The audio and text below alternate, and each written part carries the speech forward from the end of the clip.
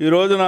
శవరాజకీయాలు చేయాలని మీరు ప్రయత్నిస్తూ ఉన్నారు. కనీసం మీరు వెళ్ళేటప్పుడు పాదయాత్రకో దేనికో మీరు పరామర్శించడానికి సత్తెనపల్లి మా జిల్లాలో వచ్చిన సందర్భంలో మీ కారు కింద ఒకళ్ళు పడిపోతే కనీసం ఆగకుండా మానవత్వం లేకుండా మీరు ఆ వ్యక్తి మీద కారును నడిపినటువంటి దుర్మార్గమైనటువంటి నీచమైనటువంటి నికృష్టమైనటువంటి రాజకీయాల్లో మీరు కొనసాగుతున్నారు. మీరు మమ్మల్ని, ఈ ప్రభుత్వాన్ని, ఈ పార్టీని విమర్శించే స్థాయికి వచ్చారంటే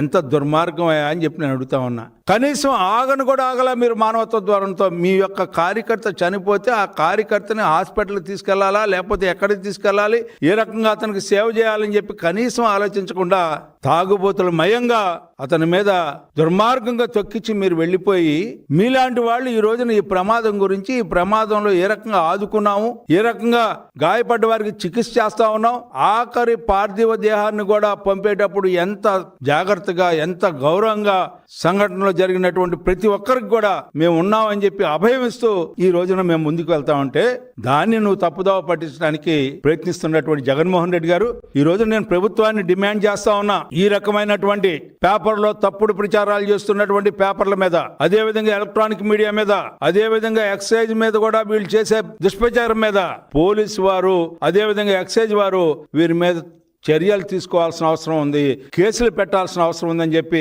అంతేగాని వీళ్ళని క్షమించి ఏదో మాట్లాడారులే అని చెప్పి రాజకీయ పార్టీలు అని చెప్పి మీరు వదిలేస్తే